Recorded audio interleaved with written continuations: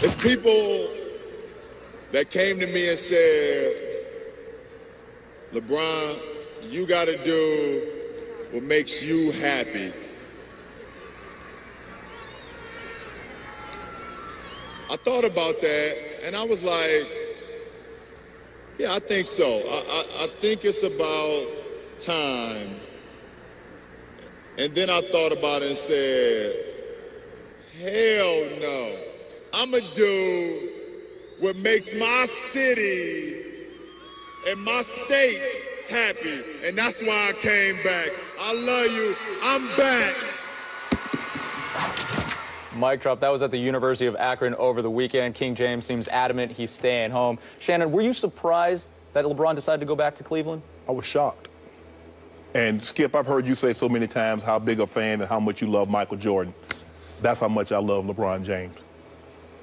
Considering what Daniel Gilbert said about LeBron in his leaving, how he called him classless, how he said he quit, how he called him disloyal, self-anointed king, and seeing how outspoken LeBron was when it was revealed what Donald Sterling said.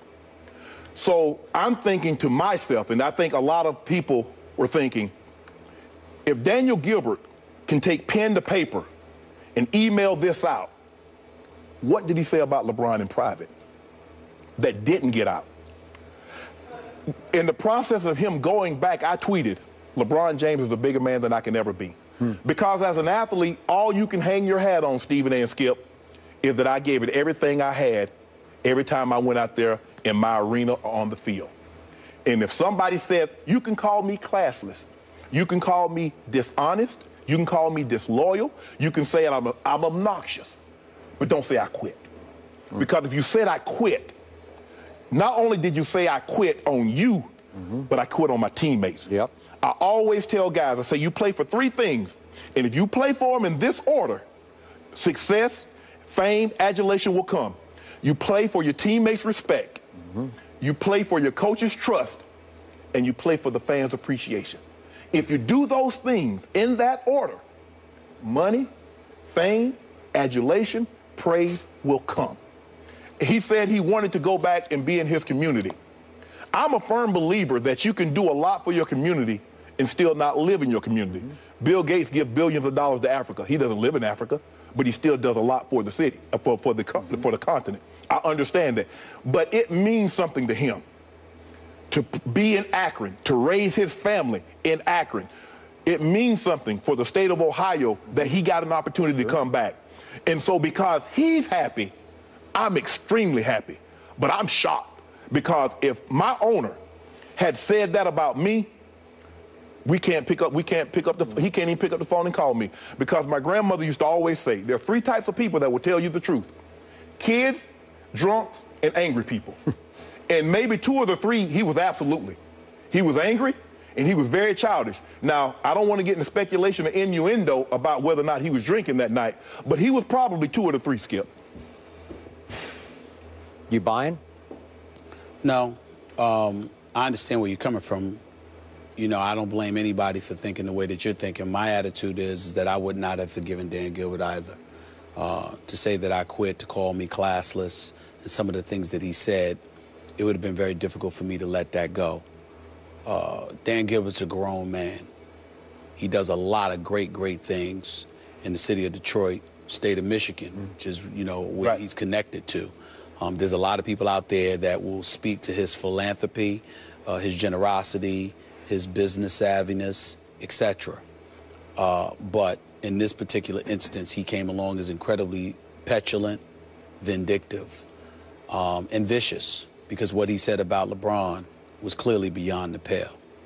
With that being said, let's give LeBron credit for being accountable, because the one thing that I don't believe he mentioned in deciding to go back to Cleveland, talking about the love for the city and, you know, himself, his family, et cetera, LeBron left out the part about him feeling the need to be culpable, maybe.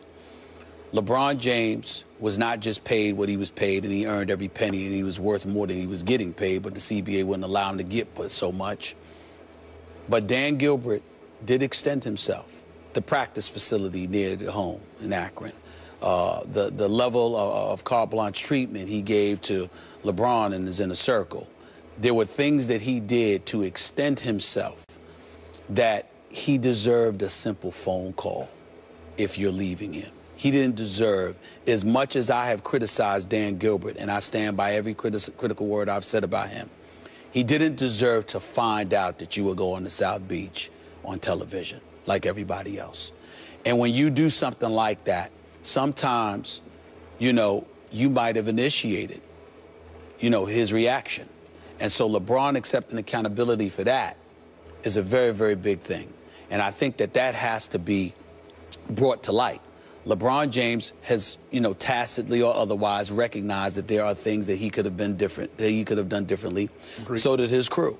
And there was the great guys, Randy and Maverick and Richard. They're great guys, man, and they're doing a lot of good things. And they ain't just LeBron's boys. They're doing their own thing. And he facilitated them being in a position to do their own thing. But give them credit where credit is due. When we live in a nation and we're looking at black youth and some of the problems that they had, that we have as a community, and here you got guys that obviously have a connection and a friendship with LeBron, but they used it to springboard themselves and are doing their own thing, and they deserve a lot of credit for that.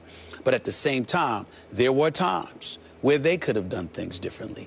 You do get to a point where you connected and representing the best player in the world and one of the most well-recognized and well-renowned athletes in the world, you can feel yourself a little bit too.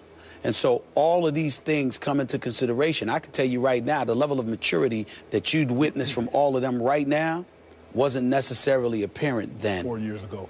And that's what I think we're seeing right now. I think that's what has reached fruition. Still doesn't absolve Dan Gilbert. Please don't get me wrong. Right. But it's not about him. It's about you, your maturation process, and ultimately what makes you happy, being surrounded. You got a lot of people, for example, we love L.A., but a lot of people look at the city of L.A., you know, that Hollywood environment, and they feel like stuff is fake. You look at Miami, that's like a connection. That's like the little stepsister of Hollywood, you know, in terms of how things can seem fake at times, depending on what place you go. But in Cleveland, it's home. Yeah. You know, it's blue, it's your roots. And you got that, man. Dan Gilbert does it way more than that.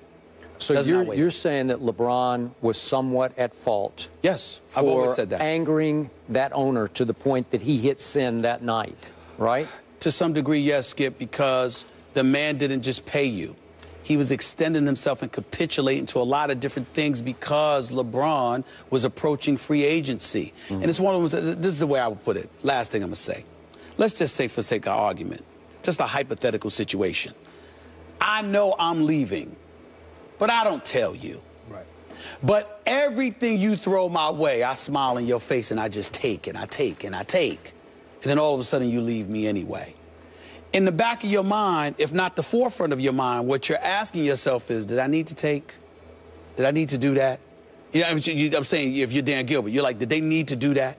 If you knew you were leaving, you know, did you have to exploit?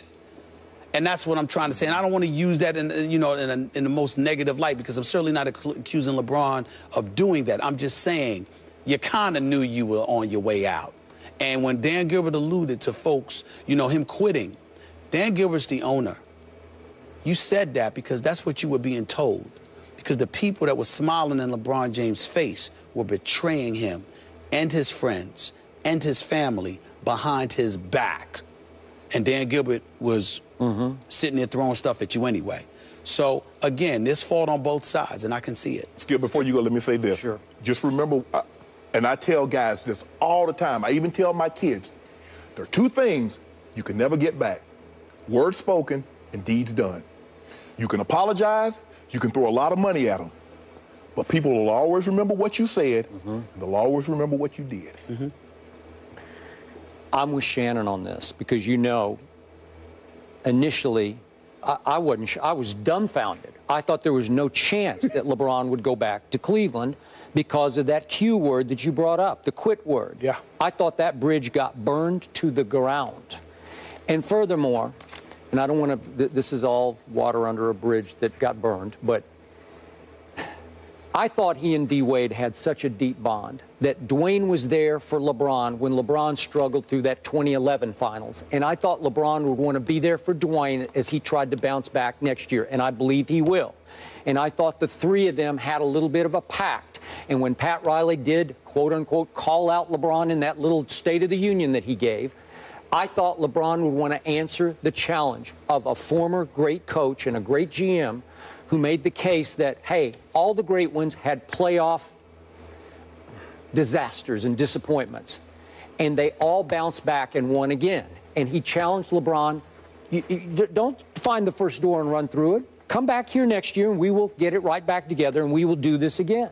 I thought LeBron would take the challenge, because when I looked at what was left in Cleveland, 33-49 last year, lost Deng, lost C.J. Miles, lost too many key pieces from a team that added an Andrew Wiggins.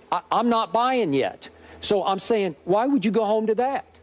Then now I hear that our Brian Windhorst has indicated maybe this Love deal was kind of on the table already before he made his new decision to go back. And then all of a sudden I start to realize maybe LeBron James is going to run the franchise. He seems to basically be ignoring the owner, who is now the GM. He ignores the in-name only GM. He ignored the new head coach because they just met last week for the first time. But they were texting from the time he signed. But again, I'm not buying it. I think LeBron, that became irrelevant to LeBron, who is going to be the GM or the coach of this team. That he finally decided, nope, I'm going to go home. And PR-wise, this country has embraced LeBron for, quote-unquote, going home. Yeah. So that trumps everything. Then all bets are off. Did he leave Dwayne high and dry in Miami? I believe he did. I don't believe so. Okay, well, I do. And I think that Dwayne, in his heart of hearts, privately, is not pleased with this. But that's okay. That's okay. I like it that Dwayne's going to be on a mission to bounce back next year. A couple of things. Number one, you didn't go there to be in Miami forever. It was an experiment that you were willing to partake with two of your boys in Chris Bosh and Dwayne Wade. Dwayne Wade is always the lifer for the Miami Heat. LeBron James never claimed to be, never claimed he intended to be. So, and Dwayne Wade is a highly intelligent brother who knows better. So he may not have liked the fact that LeBron left, but at the same time, he doesn't feel like he's been left high and dry, because that would imply LeBron made promises. And if you know anything about LeBron, LeBron doesn't make promises. One of the things that LeBron does is that he's incredibly elusive. He's not going to make those promises, not to people outside of his family and his boys. And I've always told you, no matter how tight he is and cool he is with D. Wade, I got news for you. Chris Paul is the godfather of his son, not Dwayne Wade. You know, you got other friends, too. You tight with them, you love them, but at the same time, are they really a member of your inner circle? I would make a legitimate argument to you that despite the fact that he's been a teammate of D. Wade's and big brothers and a brother to him for this 4 years, that they still ain't tighter than he is with Chris Paul. So let's be clear about that. Number two. That might be news to Dwayne. No, I don't think it is, because it's not a knock against Dwayne. It's just a look, I got cats I went to school with, I went to college with, but you know what? My man Pooley, that doesn't date women that weighs less than 250 pounds. My man Pooley, that I never hang out with, that is blue collar to the core, whatever. I don't care if I see him once a year. There will never in life be a greater friend to me than my boy Pooley. But that doesn't mean I don't love other people, that we ain't tight, that we don't hang out with, but they ain't Pooley. And I never hang with Pooley, because no one will ever eclipse Pooley. Gonna have to cut you off, Stephen A. So, boy, go ahead. We're going to have to go to break here. We'll continue this in a second. Coming up, we're talking Skip's Cowboys again, but first, check out... Again? First, though, we got a 15-second Instagram debate on the expectations in Big D. Check it out. These Dallas Cowboys stink. It's just that simple. I have finally had enough. I think that my offensive line just might be the best offensive line in the entire league. But I'm telling you, their defense is horrid. It's embarrassing.